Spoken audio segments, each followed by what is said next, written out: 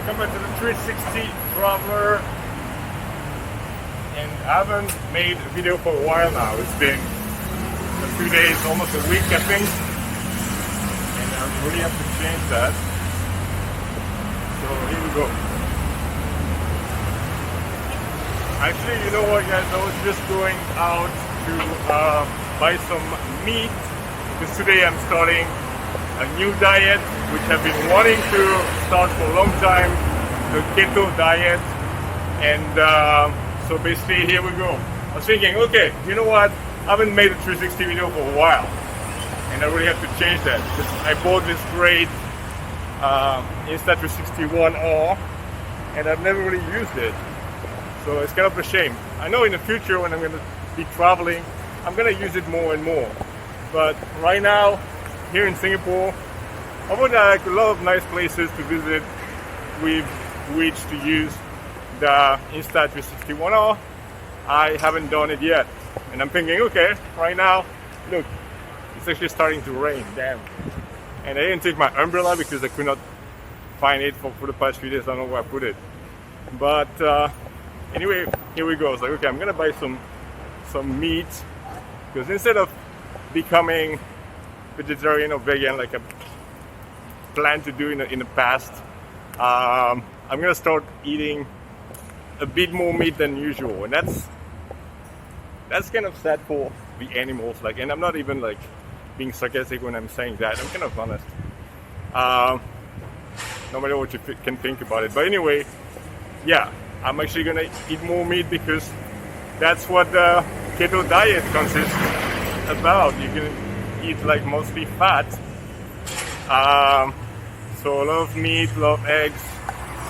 Eggs are also good for proteins, so by going to the gym, you know, and building muscle, I also need protein. It's gonna be hard to make gains at the gym because of the keto diet maybe, so at least I need my protein. If I cannot get the carbs, I need the protein. But basically, one of the other reasons why I wanted to make this video this morning,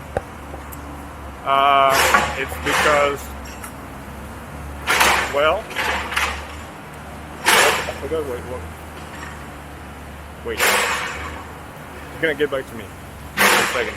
Yeah, okay, so basically, yeah, I've got a new Macbook Pro, much faster to do like proper video editing, and a great monitor screen, and I'm gonna start learning video editing today. I'm gonna learn DaVinci Resolve, which is a great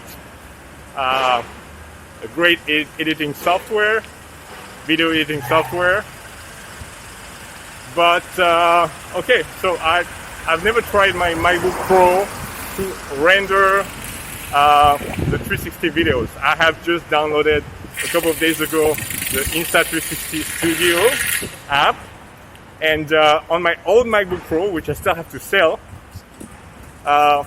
it was very slow. It was going to take me, actually it took me like 6 hours or something like that to stitch. So to put together a video of like 16 minutes. Alright, so that's incredibly slow. And on the phone, on the app of the phone, with the Insta360 1R, you can only do 4K video. You can, even if you shot a video in 4.7K, then you can only stitch it in 4K. That's what the power of your smartphone is able to do. So now I'm gonna try to do it with my new MacBook Pro, and that's gonna be the first video that I'm gonna try to do it with. Okay, so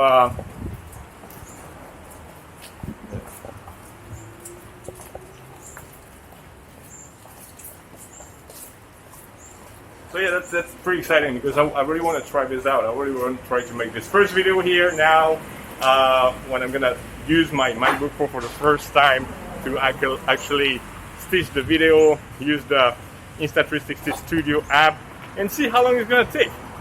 So I don't know if it's gonna take half the time. I don't know if it's gonna take 3 hours, 4 hours, 5 hours, 2 hours, 1 hour to basically stitch, to render this video of well, I don't know how long it's gonna be, but let's say if it's a video 16 minutes, like the one I tried to render on my old MacBook Pro of late 2013.